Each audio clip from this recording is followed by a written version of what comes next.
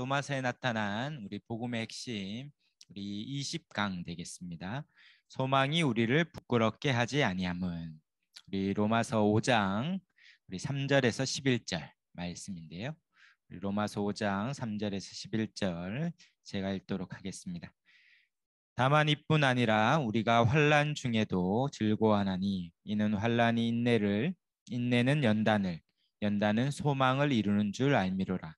소망이 우리를 부끄럽게 하지 아니함은 우리에게 주신 성령으로 말미암아 하나님의 사랑이 우리 마음에 부은 바 됨이니, 우리가 아직 연약할 때의 기약대로 그리스도께서 경건하지 아니한 자를 위하여 죽으셨도다.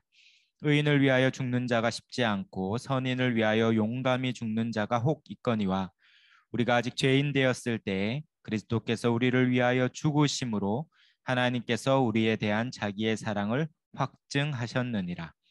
그러면 이제 우리가 그의 피로 말미암아 의롭다 하심을 받았으니 더욱 그로 말미암아 진노하심에서 구원을 받을 것이니, 곧 우리가 원수 되었을 때에 그의 아들의 죽으심으로 말미암아 하나님과 화목하게 되었은즉, 화목하게 된 자로서는 더욱 그의 살아나심으로 말미암아 구원을 받을 것이니라. 그뿐 아니라 이제 우리도 화목하게 하신 우리 주 예수 그리스도로 말미암아 하나님 안에서 또한 즐거워하느니라. 아멘. 네, 우리가 계속해서 우리 복음에 대해서 또 로마서를 통하여서 같이 나누고 있습니다. 우리 처음 주제는 예수님의 십자가의 죽음과 죽으심과 부활이 복음의 핵심이라면, 두 번째는 믿음도 복음의 핵심이다라는 것들을 다뤘습니다. 그리고 이제 18강부터 해서 이 믿음으로 의롭게 되는 이 칭의와 또 구원이 이 복음의 핵심이라는 것을 우리가 마지막으로 함께 살펴보고 있습니다.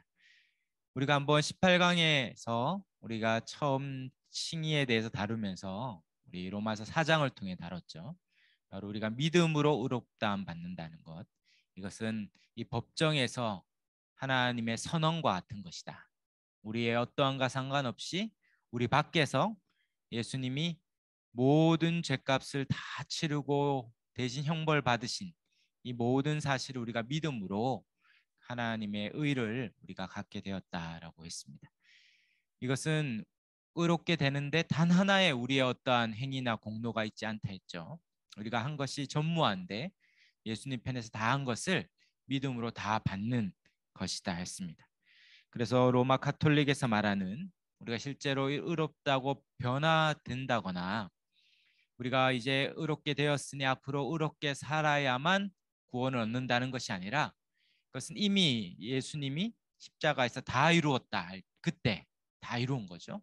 그리고 우리가 그것을 믿음으로 의롭다 여김 받았다, 여겨졌다라는 이 표현이 반복되는 것을 우리가 보았습니다. 의롭다고 여김 받는 것이죠. 실제로 우리가 그 모든 완벽한 죄가 해결된, 그래서 내적인 상태가 죄가 없는 것이 아니라 예수의 피로 다 씻음 바 되어서 그리스도 안에서 의로운 자로 서는, 의로 여김 받는, 의롭다고 칭함 받는 것이 우리의 칭의 핵심적인 것이다 했습니다. 그래서 우리의 어떠함과 상관없다 했죠. 예수님을 믿음으로 예수님을 통하여 우리가 의인으로 여겨진다 했습니다. 또한 19강에서는 우리가 이 실제로 의롭다고 여겨지는 것이 그냥 여겨지는 정도가 아니라 실제적으로 우리에게 이 모든 복이 주어지는 이 신칭의의 복에 대해서 우리가 세 가지 다뤘습니다. 우리가 첫 번째는 하나님과 화평을 누리자. 하나님과 이미 화평의 관계가 이제 맺어져서 마음껏 하나님 앞에 나아가서 화평의 관계에서 그 복을 누린다. 두 번째는 그 은혜에 들어감을 얻었다. 이제 그 은혜의 자리에 들어가면 하나님의 은혜가 다 부어지고 하나님 안에서 자녀로서 마음껏 구하면 하나님께서 친아버지로서 아버지 노릇 해주시는 이 모든 은혜의 자리에 들어가 있는 복을 얻었고, 마침내 이것이 완성된 그날에 하나님의 이 영광을 바라고 즐거워하는, 우리 모든 구원이 완성된 그날이 약속되어 있기 때문에 이것을 즐거워하는 이 세 가지 복에 대해서 실제적으로 누렸습니다.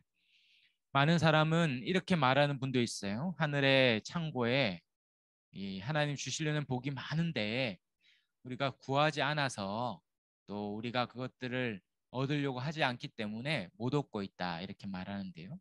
무슨 의도로 얘기한 건 알겠지만 실제로 그렇게 복음을 설명할 때 우리가 뭔가를 해야만 하나님이 뭔가를 주신다는 대단히 하나님이 이미 주신 복을 잃어버리고 이미 주신 하나님의 약속된 은혜들을 잃어버리게 되는 결과가 됩니다. 오히려 성경은 누누이 이미 다 주어졌다. 이미 하늘에 속한 모든 신령한 복이 다 주어졌고 그것을 우리가 이제 확인하고 누리고 맛보며 사는 것이 우리 신자의 삶이라고 성경은 말하고 있습니다. 그래서 오히려 성경은 이미 주어진 복 그리고 그것이 장차 완성될 것들이 너무 확실하기에 그것들을 누리고 또 소망하며 바라며 즐거워하고 기뻐하는 것이 우리 신자의 삶입니다. 너무 좋은 거죠. 그리고 앞으로 더 좋을 것이기 때문에 그것이 우리의 소망이 된다 했습니다. 그리고 오늘 이제 이 칭의에 관해서 20강에 이르러서 하나님의 이미 베푸신 그 놀라운 은혜가 근데 혹여나 우리가 살아가면서 우리가 때로 넘어지기도 하죠. 그리고 죄를 짓기도 합니다. 그리고 실제로 우리 주위에 또 기독교 역사 가운데 신앙을 저버리고 배교하는 일들이 있어요. 그리고 우리의 가까운 이들 중에도 믿음을 저버리고 교회를 떠나는 일들이 간혹 있습니다. 그럴 때 우리는 어떻게 될까?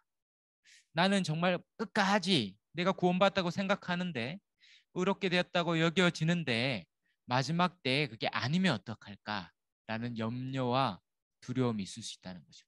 정말 우리가 지금 이 구원받은 것이 정말 확실해서 마지막 주님 앞에 서는 심판대 앞에서도 확실할까? 오히려 죽음을 앞둔 많은 분들이 때론 두려워하고 불안해하고 염려하면서 그렇게 마지막을 보내는 걸 볼 때 우리의 믿음은 마지막까지 확실할까? 이런 고민을 하고 또 염려하는 일들이 있습니다. 더 문제는 아예 이런 생각이 없이 한번 믿으면 구원받았다고 생각하고 이제 그냥 사는 거예요. 그래서 장차 완성될 구원에서 뭔가를 얻을 거에 대한 관심이 없는 거죠. 이 무관심한 확신, 이 구원에 대한 확신이 정말 그것은 좀 흔들리면 좋겠는데 너무 어처구니 없이 너무 믿는 거죠. 그러면서도 그거와 상관없이 마음껏 이 세상 가운데 욕심껏 살아갑니다. 그리고 자기의 구원에 대해서는 조금에 대한 생각도 하지 않는 거죠. 그리고 오히려 그 장차 이루어질 그 구원에 완성될 그것들을 기대하지 않고 소망하지 않고 오히려 이 땅의 것들을 더 많이 소망하며 바라며 이 땅의 것들에 마음이 다 뺏겨진 채 살아가는 이 무관심한 확신과 기대하지 않는 소망 가운데 살아가는 자들 그들은 마지막 날에 어떻게 될 건가? 오히려 옆에 있는 사람들이 염려하고 걱정할 만큼 신앙으로부터 훨씬 멀어져 있는 그들은 어떻게 될 것인가? 성경은 이것에 대해서 누누이 이야기하고 있습니다. 정말 우리가 마지막 날에 우리의 구원이 완성될 것이 확실한가? 마지막 그 엄중한 심판, 정말 추상과 같이 정말 이 하나님 앞에 그 심판대 앞에 섰을 때 우리의 구원이 정말 확실할까를 어떻게 믿을 수 있는가? 오늘 이 5장, 로마서 5장을 통해서 우리의 구원에 대해서 다시 한번 이야기해 주고 있습니다. 어떻게 우리는 하나님의 사랑을 확신할 수 있습니까? 이 하나님의 사랑이 우리의 구원의 소망을 확실하게 한다고 지금 사도 바울이 이야기하고 있습니다. 우리가 하나님의 이 크신 사랑을 확신할 수 있는 두 가지 사실이 있는데요. 첫 번째는 우리가 죄인 되었을 때 우리를 사랑하셨다. 이 성경이 말하고 있죠. 오늘 읽었던 로마서 5장 8절에 우리의 구원이 언제 이루어졌냐면 우리가 아직 죄인 되었을 때 그리스도께서 우리를 위하여 죽으심으로 하나님께서 우리에 대한 자기의 사랑을 확증하셨다. 우리가 언제 구원을 받았습니까? 우리가 죄인 되었을 때. 그 앞에 6절에 보면 우리가 아직 연약할 때, 또 뒤에 보면 경건하지 않을 때, 더 나아가서 10절에 보면 우리가 원수되었을 때, 우리가 하나님 앞에 단 하나라도 괜찮은 것을 얘기할 수 없었던 가장 연약하고 또 경건하지 않고 죄인 되었고, 아니 하나님을 대적하고 거부하고 하나님에 대한 관심이 하나도 없었던 그 원수 되었을 그때 하나님 편에서 먼저 우리를 사랑하셔서 우리를 구원하셨다라고 말하고 있습니다. 원래 세상은 누구를 위해 대신 죽는 일이 잘 없죠. 자기 목숨이 제일 소중하니까, 자기 생명이 가장 소중하니까 자기 생명을 누구를 위해 대신 죽는 일이 없습니다. 그러나 간혹 있어요. 간혹 정말 놀랍게도 정말 의인을 위하여서 자신이 대신 죽는 일들이 간혹 있죠. 사랑하는 가족을 위해서, 부모와 배우자와 자식을 위해서 간을 이식하고 이런 일들, 아주 큰 위험을 감수하는 일들이 있습니다. 더 나아가서 놀라운 의인들이 있죠. 지하철에 빠진 할머니를 대신 구하고 자기가 죽거나 물에 빠진 학생을 구하고 죽는 교사의 이야기들이 뉴스에 보도됩니다. 참 놀라운 일이죠. 그러나 오늘 성경에 보면 7절에 의인을 위하여 죽는 자가 쉽지 않고 선의를 위하여 용감히 죽는 자가 간혹 있어요. 간혹 있어요. 간혹. 그러나 무엇은 없습니까? 죄인을 위하여서. 극악무도한 그 죄인, 죽어 마땅한 그 죄인을 위해서 자신이 대신 죽겠다고 나서는 이가 세상에는 단 한 명도 없습니다. 그래도 그 죽음이 가치 있고 고귀하고 의미 있다고 여겨지는 때에 간혹 자신의 생명을 거는 일들이 있을 수 있지만, 정말 무가치하고 죽어 마땅한 자를 위해 자신의 생명을 들은 이가 없는데, 놀랍게도 우리 주님께서 원수되었던 자들, 하나님을 대적하고 반항하고 거역하고 자기 마음껏 욕심껏 살아갔던 우리를 위하여 죄인 되었을 때, 경건하지 않을 때, 연약할 때, 하나님 앞에 대적하여 원수되었던 그때에 주님 우리를 사랑하여 죽으셨다는 것이죠. 그리고 그 죽음이 얼마나 큰 대가입니까? 우리를 의롭다 하시기 위해서 가장 큰 대가를 지불하셨다. 바로 예수님께서 자기 아들을 내어서 가장 큰 대가를 지불한 가장 큰 사랑으로 우리를 구원하셨다 말합니다. 요한일서 4장 9절 10절에 보면, 제가 읽어드리면, 요한일서 4장 9절 10절에 하나님의 사랑이 우리에게 이렇게 나타난 바 되었으니 하나님이 자기의 독생자를 세상에 보내심은 그로 말미암아 우리를 살리려 하심이라. 사랑이 여기 있으니 우리가 하나님을 사랑한 것이 아니요 하나님이 우리를 사랑하사 우리 죄를 속하기 위하여 화목제물로 그 아들을 보내셨습니다. 아멘. 우리가 먼저 하나님을 사랑한 것이 아니요 하나님이 우리를 먼저 사랑하신 거예요. 세상에 수많은 사람이 있는데, 아니 밖에 나가면 아직도 하나님을 모르고 마음껏 살아가는 사람이 많은데, 괜찮은 사람이 훨씬 더 많은 것 같은데, 그가 아니라 나를 하나님이 사랑하셔서 하나님을 찾지도 원하지도 구하지 않은 그때에 주님이 먼저 찾아오셔서 나를 위하여서 죽으시고 그 사랑을 알게 하셔서 구원하여 주셨다 말합니다. 가장 엉망일 때, 최악일 상황일 때 가장 큰 대가, 더 큰 대가를 치러야 됐다면 그 대가를 치렀을 텐데, 하나님이 치를 수 있는 최고의 대가인 자기 아들을 내어주어 우리를 구원하신 일을 행하셨다 말합니다. 그러므로 지금은 어떻습니까? 저 여러분이 지금 대단하죠. 이 코로나 팬데믹 가운데서도 우리가 영상으로 이렇게 말씀을 듣고 또 이렇게 교제하고 또 말씀을 알기 위해 힘쓰는, 가끔 엉뚱한 짓도 하고 엉망으로 살 때도 있지만, 그러나 그때에 비해서, 하나님을 전혀 알지 못한 그때에 비해서는 훨씬 괜찮은 거예요. 제가 보기에도 그때보다 훨씬 괜찮은 것 같습니다. 제 자신도 그래도 예배는 드리고 기도는 하고 말씀을 보잖아요. 예전에는 전혀 하나님 상관없이 살았죠. 그러므로 가장 엉망일 때 주님이 우리를 위하여 죽으시고 구원하셨다면, 그게 진짜 맞다면, 지금 우리가 한 번씩 삐걱삐걱 할지라도 주님이 우리를 끝까지 사랑하는 것을 포기할 수 없어요. 가장 최고의 사랑을 그때 행하셨기 때문에 여전히 그 사랑이 끝까지 그 사랑이 우리를 붙들어서 마침내 구원을 이루실 것입니다. 그러므로 이번에 그렇기 때문에 우리는 영원하며 불변한 하나님의 사랑을 확신할 수 있어요. 로마서 8장 32절에 우리가 잘 아는 말씀이죠. 자기 아들을 아끼지 아니하고 우리 모든 사람을 위하여 내주시니까 어찌 그 아들과 함께 모든 것을 우리에게 주시지 아니하겠느냐. 그때 가장 큰 대가를 지불하여 우리를 위해 죽으셨다면 그 사랑이 끝까지 우리를 붙들어서 마침내 구원의 완성까지 이룰 것은 확실하다. 지금 성경이 말하고 있습니다. 그러므로 신자는 처음보다 더 나빠질 수 없죠. 그때가 최악이었어요. 가장 엉망일 때 우리를 구원하셨죠. 그러므로 하나님은 이제 더 큰 희생을 할 필요가 없습니다. 가장 큰 희생으로 우리를 구원하셨어요. 그때 성령 안에서 하나님의 사랑이 다 부어졌다라고 로마서 5장 5절에 말하죠.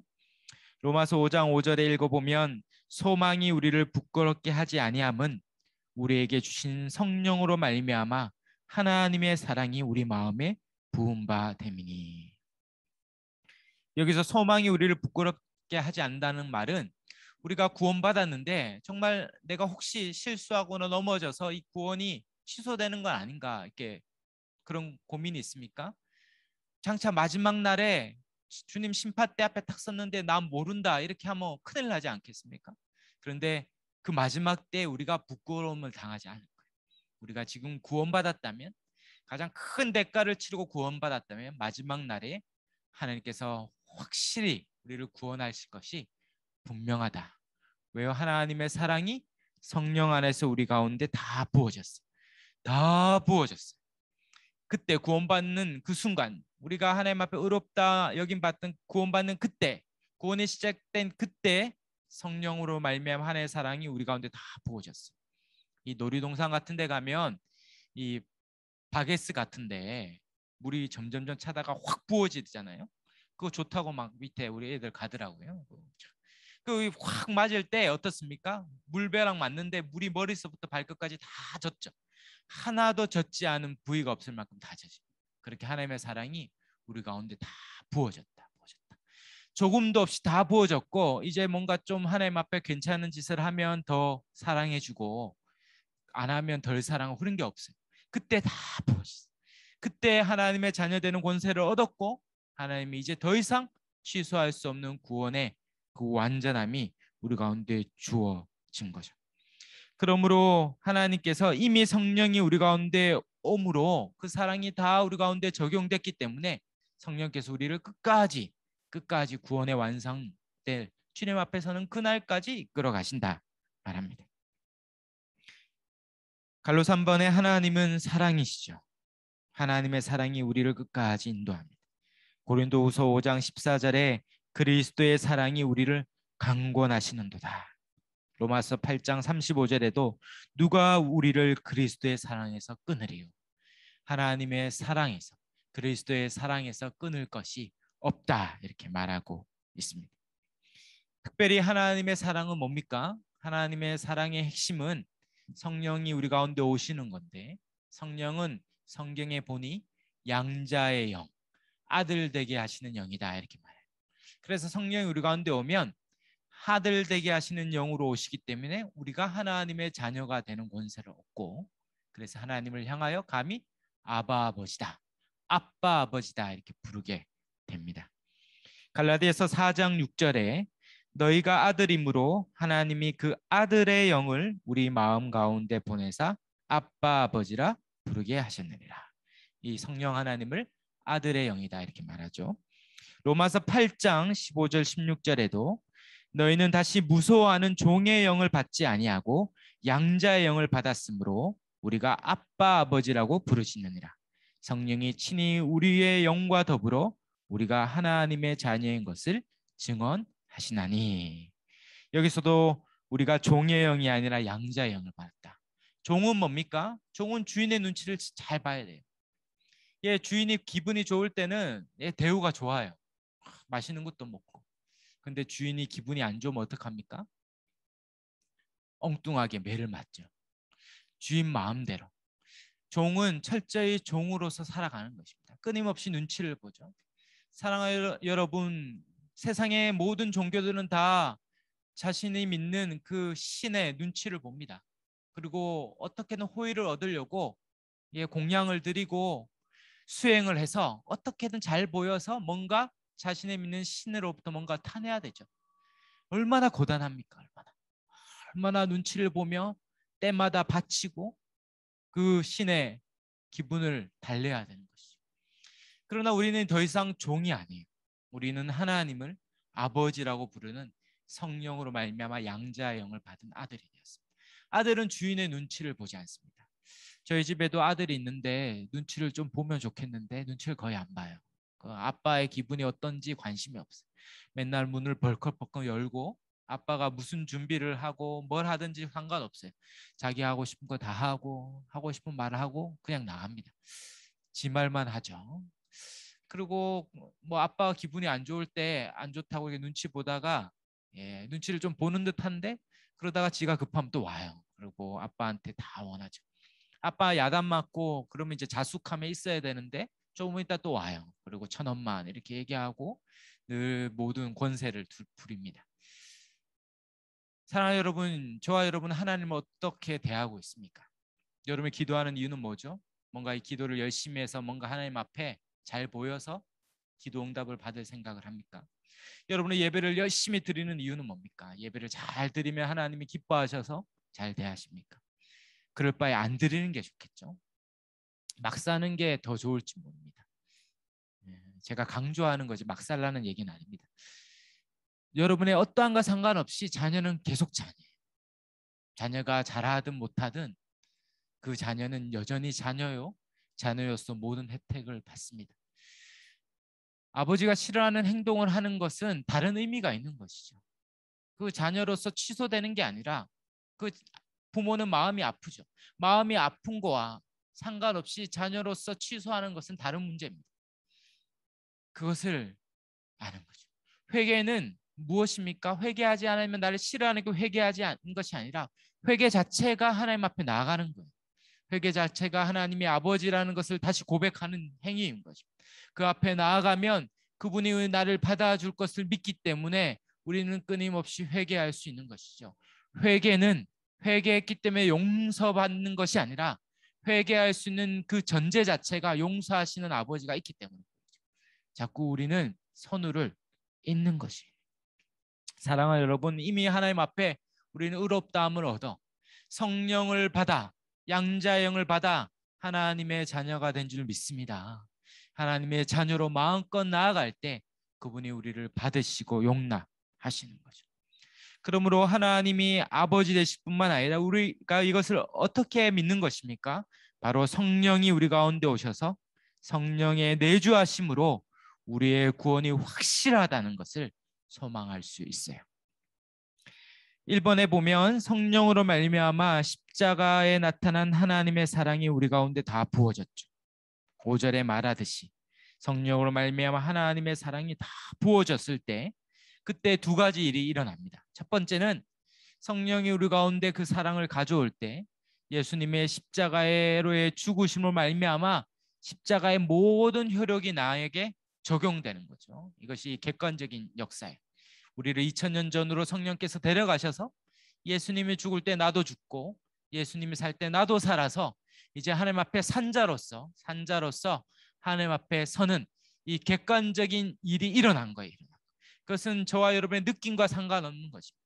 믿는 순간 성령이 우리 가운데 오셔서 이 객관적인 일이 일어난 거예요. 그리고 두 번째로 하나님의 사랑이 주관적으로 체험됩니다. 경험해 보셨어요? 하나님의 아버지라고 믿어지고 십자가 앞에 나와 하염없이 울고 그 사랑이 너무 커서 북받쳐 올라 하염없이 울며 기뻐하며 감사하며 그 십자가를 생각하면 너무 고통스럽고 슬프고 안타깝지만 그 사랑으로 인하여서 내가 구원받은 것들이 너무 기쁜 그 슬픈 기쁨이 있죠.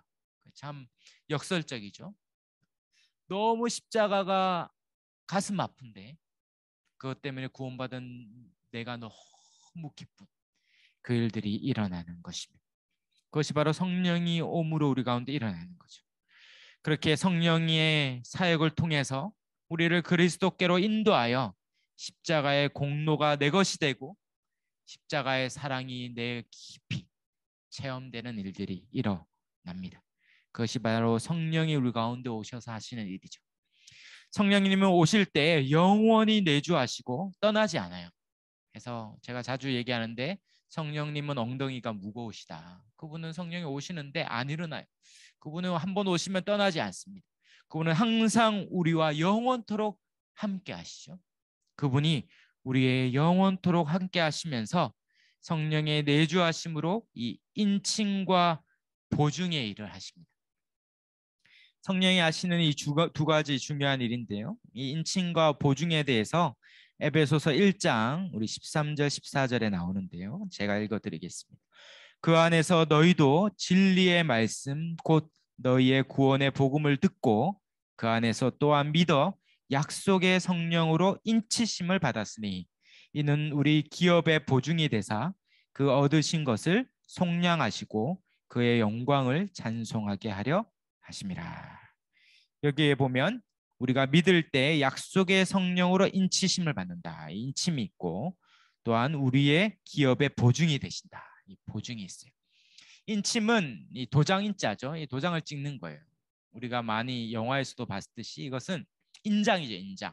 내 소유다. 내 소유다. 집안의 가축들, 소나 말에게도 자기 가문의 표시인 인장을 찍고 때론 노예에게 찍기도 하고 오늘날 내 소유의 도장을 막 찍기도 하죠. 책에도 도장 찍기도 하고 내 소유다. 오너십, 이 소유를 얘기하죠. 성령이 오실 때 성령이 인침으로 오시는 거예요. 성령이 오시면 딱 내 거다. 너는 내 것이다. 내 것이다. 내 자녀다라는 인침을 받고 그것은 지워지지 않아요. 지워지지 않죠. 평생 주님의 소유로 살아갑니다. 그분의 자녀로서 하나님의 영원토록 우리의 아버지 노릇해 주시는 이 하나님과의 관계가 한번 맺어지고 그것은 취소되지 않고 영원히 가죠. 그것뿐만 아니라 기업의 보증이 되죠. 보증. 이 보증은 쉽게 말해 보증금을 받는 보증금. 여러분이 집을 살 때 이렇게 보증금을 치르잖아요. 이 10분의 1의 보증금을 치르고 중도금을 치르고 잔금을 치러서 됩니다. 그러나 보증금을 치르면 그때부터 기본적으로 원칙적으로는 내 소유가 돼요. 그러나 실상 그 집에 가서 아직 살지는 않죠. 그러나 그때 너무 기쁘죠. 내가 정말 오랫동안 돈을 모아서 집을 이제 드디어 장만하면서 보증금을 치르면 실상 그 집에 들어가 사는 것처럼 기쁘죠. 왜냐하면 얼마 지나지 않으면 그 집에서 살 거니까. 그 기쁨을 누리는 거예요. 근데 성령이 우리 가운데 이 보증, 기업의 보증이 됩니다. 여기서 기업은 삼성 같은 기업이 아니라 상속물을 말해요. 상속물. 우리가 인침으로 하나님의 상속자, 하나님의 모든 것들을 다 받는 자녀로서 상속자가 되고 이제 상속물인 기업의 보증금을 성령이 오셔서 마지막 날에 다 받을, 완벽하게 받을 이 복의 일부분을 누리게 하는 거죠. 그 기쁨과 만족과 즐거움과 확신과 소망을 누리다가 마지막 날에 10분의 9인 그 풍성한 복을 완성될 천국에 들어가서 누리는 것입니다. 그래서 예수 믿고 너무 기쁜데 우리가 너무 기쁜데 장차 받을 거 생각하면 까무라칠 만큼 기쁘죠. 예수 믿으면 이렇게 기쁜데 하나님 주신 기쁨이 이렇게 크고 이렇게 좋은데 장차 받을 것들을 생각하니 그 기쁨이 너무 큰 것입니다. 그렇게 기업의 보증이 되셔서 장차 받을 이 속량, 우리 여기서 속량은 몸의 부활인데요. 우리가 몸에 부활하여서 그 영광스럽게 바뀔 때 그것이 얼마나 좋을지를 기대하고 소망하면서 이 땅에 살아가는 것입니다. 그 영광을 찬송하며 기뻐하며 살아가는 거죠. 그러므로 성령은 영원한 성령의 보증으로 구원의 소망이 확실함을 깨닫게 됩니다. 그것이 얼마나 좋을지, 얼마나 좋을지. 그래서 천국을 생각하고 완성될 그 나라를 생각하면서 즐거워하는 것입니다. 그래서 로마서 5장 2절에 그 영광을 바라고 즐거워한다. 또 5장 3절에도 뭐라고 얘기합니까? 우리가 환란이 있어도 즐거워하는 거죠. 왜냐하면 이 땅에 잠깐의 환란이 장차 받을 그 영광을 생각할 때 조금 더 비교하지 않는 거죠. 하물며 고3들도 이 고달프지만 장차 대학의 캠퍼스에 들어갈 것들을 기대하면서 열심히 공부하지 않습니까? 열심히 노력하죠. 그것과 비교할 수 없이 이 땅에 있을 때 주님이 주신 기쁨이 장차 받을 기쁨을 생각할 때 너무 즐거운 것이죠. 그리고 마지막 11절 끝에도 하나님 안에서 또한 즐거워한다. 즐거워한다. 그러므로 신자의 삶은 이 기쁨의 여정이죠. 찬송가처럼 내가 매일 기쁘게 순례의 길은 때론 고달프기도 하고 힘든 일도 있지만 그러나 그것이 기쁜 것은 마지막 종착지가 확실한 거예요. 반드시 있을 것이고 그것은 우리가 기대하고 상상한 그 이상이 될 것이기 때문에 그리고 그것은 취소되지 않고 잃어버리지 않고 반드시 있을 것이고 영원토록 누릴 것이기 때문에 우리가 그것을 소망하며 기뻐하며 즐거워하며 살 수 있습니다. 그러므로 우리가 이 주님이 약속한 이 일들이 확실함을 십자가를 생각함으로 우리가 확신할 수 있어요. 예수님이 이루실 것들, 십자가에서 나타난 하나님의 사랑이 얼마나 큰지를 생각할 때 우리는 이것들을 확신하며 살 수 있습니다. 때론 신자의 삶 가운데는 환란이 있죠. 우리가 살아가면서 어려움이 있어요. 예수를 믿는 순간 너무 좋다, 너무 좋다. 부흥회를 마치고 수련을 마치고 산상 기도를 마치면 너무 좋지만 그러나 우리가 일상으로 돌아가면 우리가 집으로 돌아가면 이 집구석에 가면 기쁨이 금방 잃어버리죠. 소파에는 개지 않은 빨래가 있고 또 이렇게 싱크대 개수대에는 설거지 안 한 게 잔뜩 있고 청소가 안 돼 있고 또 뭐 많아요. 해야 될 것들이 끊임없이 있고 그리고 어려운 일들이 수시로 닥쳐옵니다. 그럴 때마다 예수 믿으면 좋다는데 또한 뜻하지 않는 사건 사고가 일어나면서 우리의 기쁨이 잃어버리고 또 우리의 구원이 흔들릴 때가 있어요.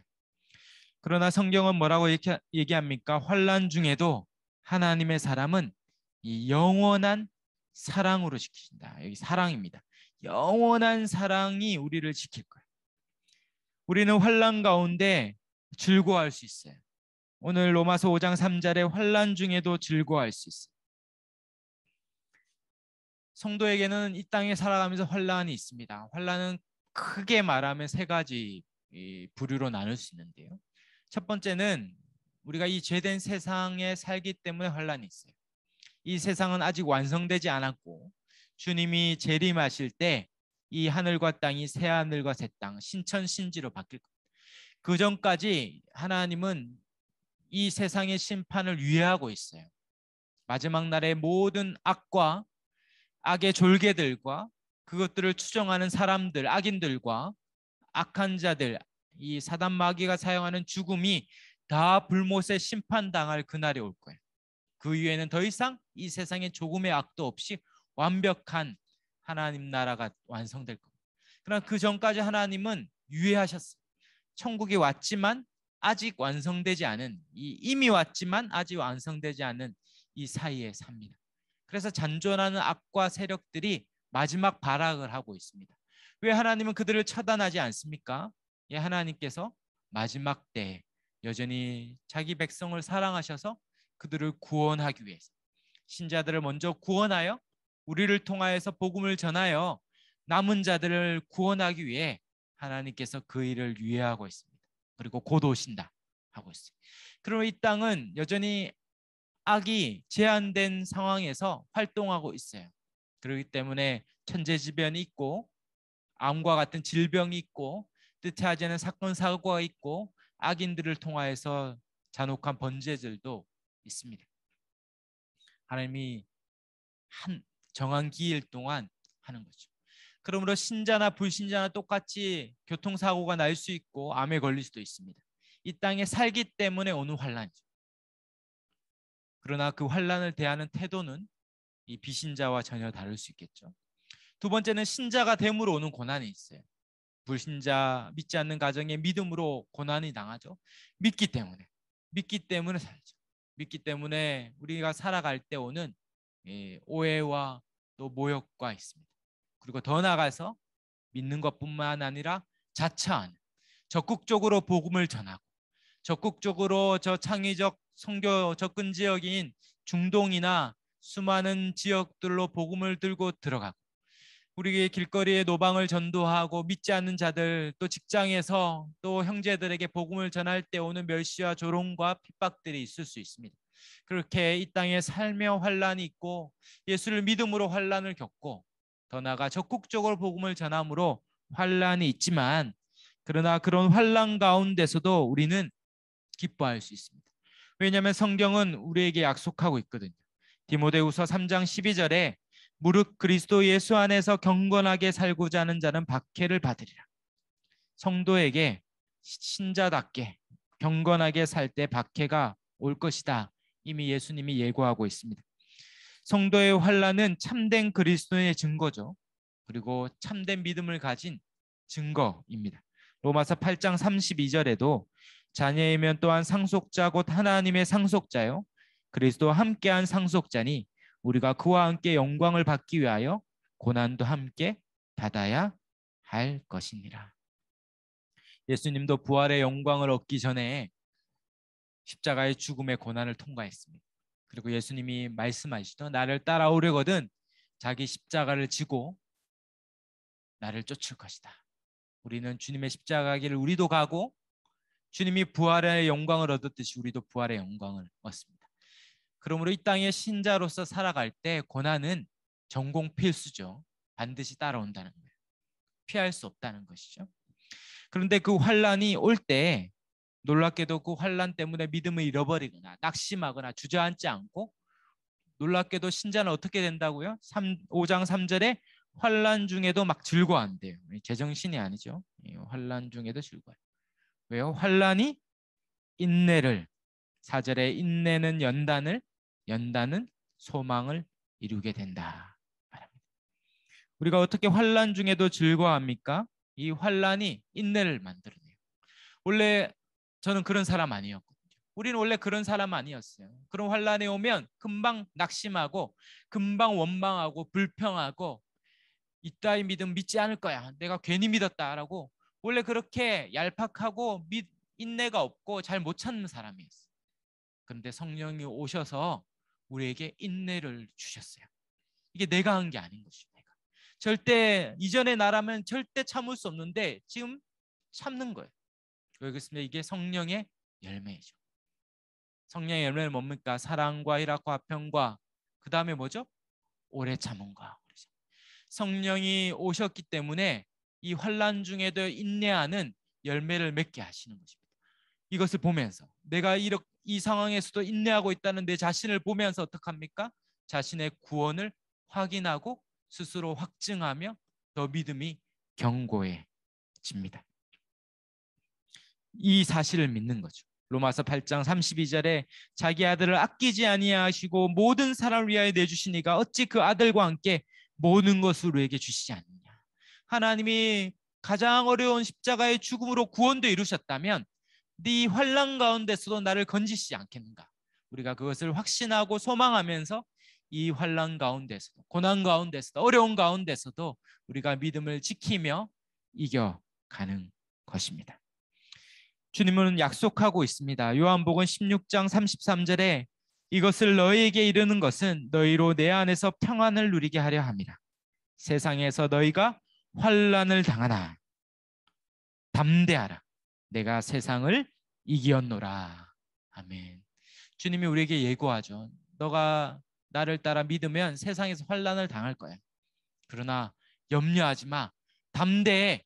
내가 이겼듯이 너희도 이기리라. 우리에게 이길 약속을 주셨습니다. 환난이 있다면 이제 놀라지 않는 거죠. 막 어색해하지 않는 것입니다. 환난이 올 때, 올 게 왔구나. 그러나 그 낙심하지 않고 믿음으로 이길 때 하나님께서 승리케 하시는 것을 넘어가는 것이다. 넘어가는. 제가 예전에 로마서 5장 이렇게 연구할 때 환난 중에도 인내하고 인내가 연단이고 연단이 소망을 이루는구나. 아, 나도 이제 한번 해봐야겠다. 하나님 한번 환난을 줘보십시오. 내가 인내 가운데 연단 받아서 정말 이 믿음의 확실함을 나타내 보이겠습니다. 라고 말하는 순간 이제 환난이 막 오는데 정신을 못 차리겠더라고요. 막 오는데 그러면서 뭐 기도를 굳이 안 해도 환난이 오는구나 싶었어요. 그런데 그것을 통과하면서 이 믿음으로 버틸 수 있을까 싶을 때 그 믿음, 기다림의 그 과정 가운데 이기는 자신을 보면서 이게 내 힘으로 이긴 게 아니요 내 안에 주님이 계셨구나라는 것을 확인하며 이 한 단계 도약하는 경험을 한 적이 있습니다. 사랑하는 여러분, 하나님이 인내를 주세요. 데살로니가후서 3장 5절에 주께서 너희 마음을 인도하여 하나님의 사랑과 그리스도의 인내에 들어가게 하시기를 원하노라. 바울은 그리스도의 인내에 들어가는 지점이 있다. 그 세계가 있다는 거예요. 그리고 환난 중에 인내는 환난이 와야 인내하죠. 아무 일도 없는데 혼자 인내하겠다 이런 건 없어요. 환난이 오죠. 이 땅에 살기 때문에 우리는 원하지 않아도 환난이 수시로 오죠. 그러나 그 환난 가운데 하나님 우리에게 인내로 들어가게 하셔서 인내로 말미암아 성령의 열매를 맺게 하는 그 지점에 이르게 하시는 겁니다. 오늘 분명히 말하죠. 환난이 인내가 뭘 이룹니까? 연단을 이룬다. 이 연단이란 단어가 제가 너무 좋아서 외웠는데 이게 도끼메라는 헬라어인데요.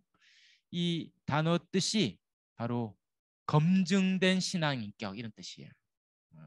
뜻을 풀이하면 이 프로븐 캐릭터인데요. 프로븐 증명된 검증된 신앙 인격. 이 사람이 진짜 믿는가 안 믿는가 검증을 통과하면 모르죠. 진짜.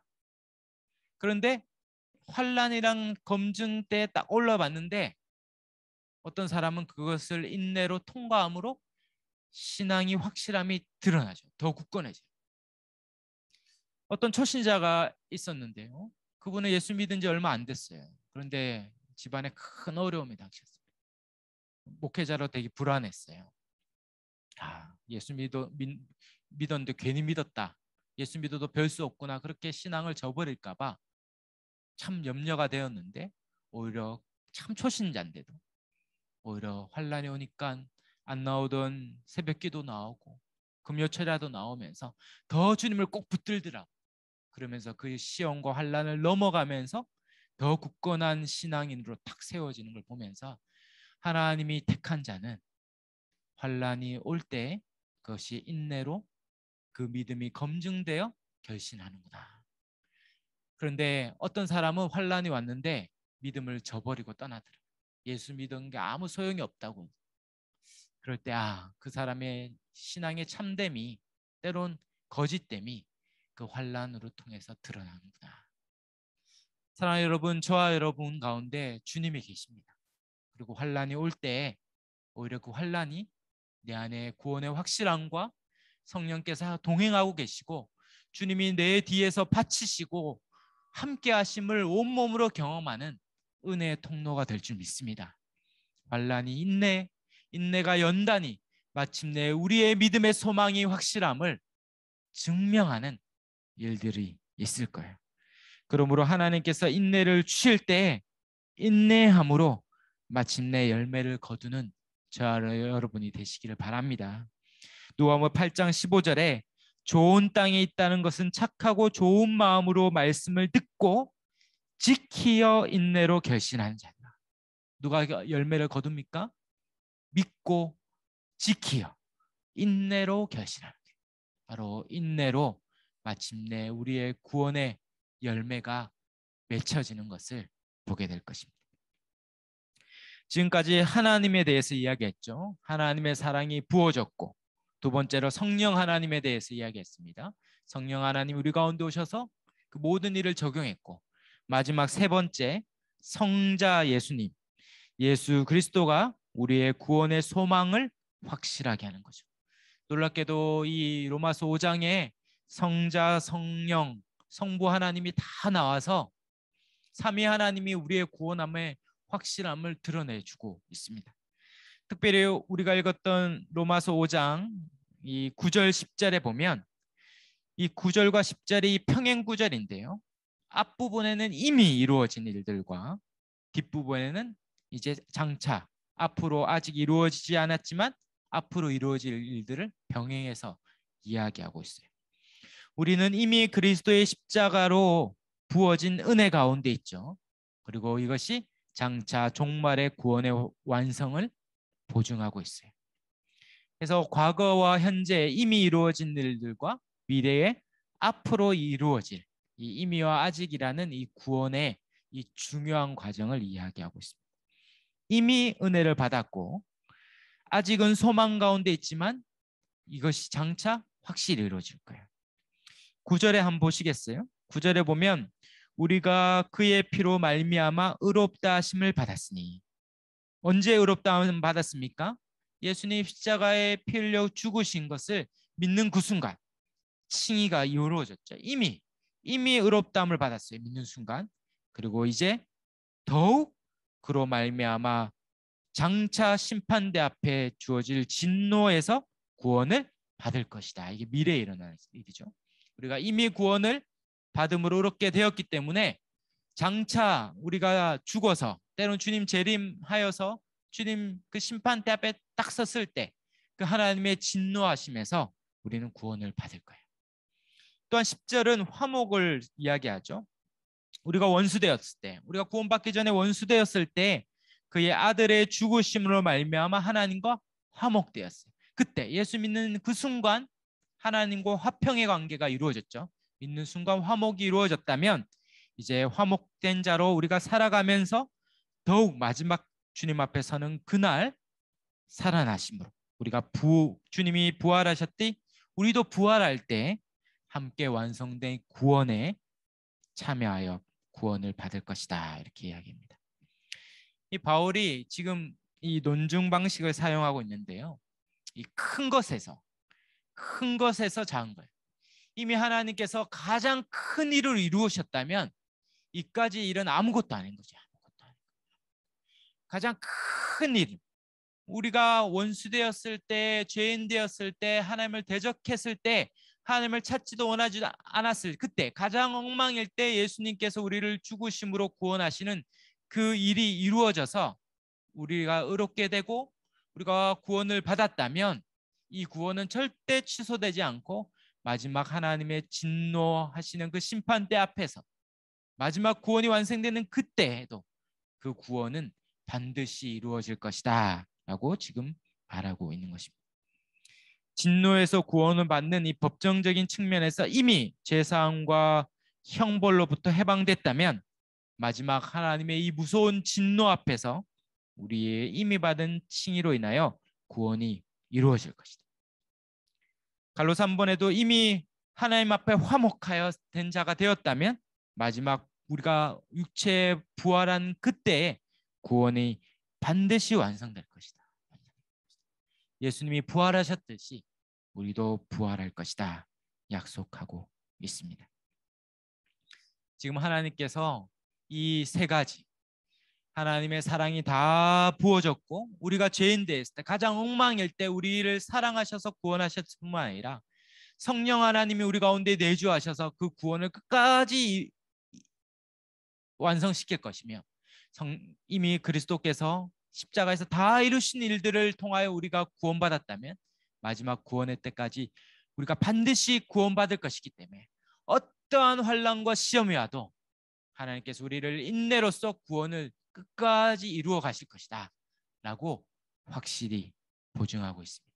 정말 이것이 확실하다면 우리는 구원의 확신 가운데 장차 이루어질 그 구원의 완성을 바라보면서 어떻게 삽니까? 즐거워하며 기뻐하며 살 수 있어요.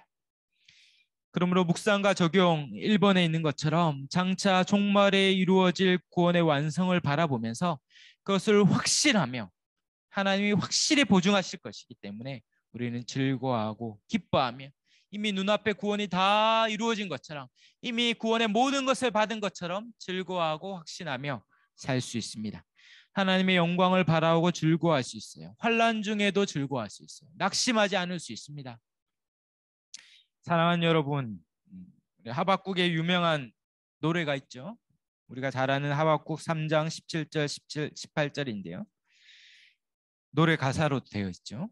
3장 17절에 비록 무화과 나무가 무성하지 못하며 포도나무에 열매가 없으며 감람나무에 소출이 없으며 밭에 먹을 것이 없으며 우리의 양이 없으며 외양간에 소가 없을지라도 나는 여호와로 말미암아 즐거워하며 나의 구원의 하나님으로 말미암아 기뻐하리로다.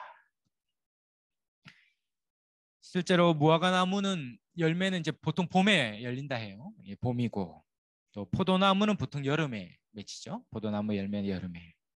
또 감람나무와 밭에 먹을 추수할 때죠. 이 가을이고, 또 양과 소가 외양간에 없어요. 겨울이죠. 봄, 여름, 가을, 겨울이 다 없어요.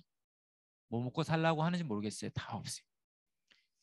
그래도 여호와로 말미암아 즐거워하며 기뻐하겠다. 이 노래하는 하박국. 어떻게 공감이 됩니까? 우리의 노래가 됩니까? 우리 집에는 이제 포도나무나 뭐 이런 거 안 키우니까 별로 감흥이 없죠. 그래서 갑자기 남편이 실직하고, 그런데 건강검진했는데 암에 걸렸어요. 그리고 아내는 교통사고가 났죠. 우리 애는 대학 입시에서 떨어지고, 첫째는 취직에 계속 못해요. 뭐 다 할 수 있는데 그럼 너무 비참해지니까 이 정도 하는데, 계속 연거푸 우환이 집안에 닥치고 내 삶이 닥칠 때 그래도 난 여호와로 말미암아 즐거워하며 기뻐할 수 있는가? 오랫동안 기도했던 기도의 제목이 이루어지지 않고 또 기도의 응답이 요원해 보이는 상황에서도 우리는 여호와로 말미암아 즐거워하며 기뻐할 수 있을까? 성경 우리에게 묻고 있는 것이죠. 환난 중에도 즐거워하나니 정말 우리가 환난 중에도 즐거워할 수 있는가? 복음의 그 깊이와 넓이와 크기와 높이가 어느 정도이기에, 그것이 주는 강도가 얼마나 크기에 우리는 이 땅에 우리가 원하는 몇 가지가 이루어지지 않고, 아니 내가 가진 몇 가지밖에 안 되는 것조차도 다 빼앗기는 것처럼 보이는 이때에도 우리는 여호와로 말미암아 즐거워할 수 있는가? 정말 바울이 그것들이 맞다면 우리가 안 맞는 것이고, 바울이 가짜라면 우리가 진짜겠죠. 정말 우리는 바울이 경험한 그 복음의 세계, 하박국이 보았던 그 여호와의 영광과 구원의 감격들, 하나님을 향한 신뢰와 기대와 소망의 그 강도가 어떠한지, 우리가 그것이 안 된다면 우리가 한번 같이 기도하면 좋겠습니다. 우리가 믿는 복음은 무엇인가? 그냥 우리 인생의 몇 가지 일들이 이루어지면 기쁘죠. 그것은 세상 사람도 똑같을 것입니다. 우리가 바라는 몇 가지 일들이 이루어지면 너무 좋죠. 저도 그 이루어지기를 기도합니다. 그리고 바래요. 그러나 세상 사람도 동일하죠. 그러나 세상이 알지도 못하는 비밀한 기쁨과 소망이 우리 가운데 있다면 정말 우리는 무엇을 바라고 무엇을 기뻐하고 있는가, 우리 자신에게 물어야 하는 것입니다.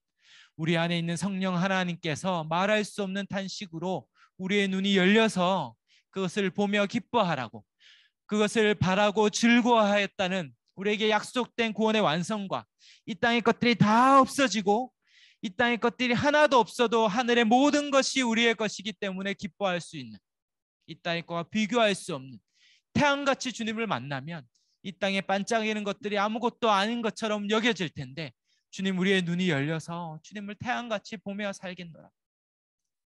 그것을 볼 수 있는 눈이 열리게 돼. 그것을 볼 수 있는 복음의 환희와 기쁨이 우리 가운데 있게 해달라고 한번 같이 기도하면 좋겠습니다. 성령님이 우리 가운데 오시면, 하나님의 사랑이 부어지면 보게 될 줄 믿습니다. 하나님 예수 그리스도의 부활의 영광이 있으면 보게 돼요. 만약에 이것이 가짜라면 고린도후서 15장에 바울이 얘기했죠. 이것이 내가 바랬던 것이 가짜라면 우리는 세상에서 가장 어리석고 가장 불쌍한 자라고 될 거예요. 그렇죠. 그렇죠. 세상에 모든 것이 없어도 내가 그것만 있으면 된다고 바랬는데, 바랬던 그것이 가짜였다면 얼마나 불쌍합니까? 사도 바울은 가장 불쌍한 거죠. 그가 버렸던 그 권세와 존경과 명망과 그가 가졌던 재물과 그가 가졌던 모든 것들을 다 저버리고 정처 없이 몇 명 데리고 전도하다가 그냥 죽었는데, 그가 바랬던 것이 가짜였다면 그는 세상에서 가장 불쌍한 자가 되었겠지만 그가 보았던 것이 진짜였기에 그는 가장 영화로운 자 중에 하나가 되었습니다. 우리의 눈이 열려서 우리가 믿는 그것이 진짜고 그것을 바라보며 소망하며 사는 저와 여러분이 되시길 바랍니다. 정말 무엇을 바라는가? 누가 빼앗을 수 없는 세상이 알지 못하는 즐거움과 기쁨이 내 안에 있는가? 우리 안에 있는 최고의 즐거움이 무엇인가? 우리가 그 기쁨을 위한 싸움 가운데 우리가 이 기뻐하며 즐거워하며 이 하나님이 마련하신 확실한 우리 장래에 주실 약속된 미래를 향하여 즐거이 기쁨으로 믿음으로 살아가는 저와 여러분이 다 되시기를 주의 이름으로 축원합니다. 아멘. 우리 이 시간 우리 말씀 의지하여 하나님 환난 중에도 즐거워할 만한 우리의 눈이 열려서 그 사랑을 보게 하여 주옵소서. 하나님의 놀라운 십자가 가운데 이루신 이 구원의 놀라운 은총을 보게 하여 주옵소서.